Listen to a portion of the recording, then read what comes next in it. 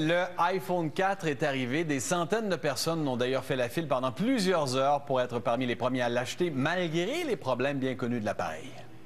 C'est comme tellement le gadget en ce moment. Donc, c'est juste pour le fait d'avoir eu la bébelle. Tout le monde a ça, puis c'est comme de la mode un peu, je trouve. Apple a ouvert ses portes à 7 heures pour le lancement du iPhone 4 au Canada. Des centaines de personnes étaient déjà là, parfois depuis plusieurs heures. 4 heures le matin. Pourquoi? Vous vouliez être sûr d'en avoir un aujourd'hui?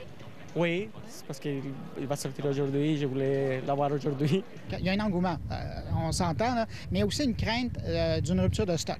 Il faut savoir qu'Apple est très fort là-dedans dans sa campagne de promotion autour de tous ses produits. Pourtant, le nouveau téléphone intelligent d'Apple connaît son lot de problèmes. L'antenne sur le côté est capricieuse. Le signal parfois interrompu. Ça vous inquiète pas? Du tout. Avec la caisse protectrice, ça règle le problème.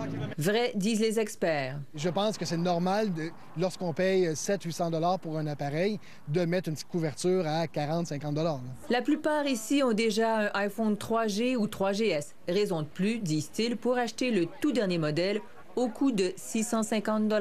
Je sais qu'il est vieux, je l'ai échappé quelques fois. La vitesse, puis il y a d'autres options dessus qui m'intéressent. Juste en ouvrant certains logiciels, on voit qu'on est presque 10 fois plus rapide entre le premier et le quatrième. Et comme c'est plus rapide, comme c'est un petit ordinateur qui est plus puissant, ça permet de faire plus de choses, entre autres de faire du multitâche. Le iPhone 4 permet d'utiliser plusieurs logiciels à la fois.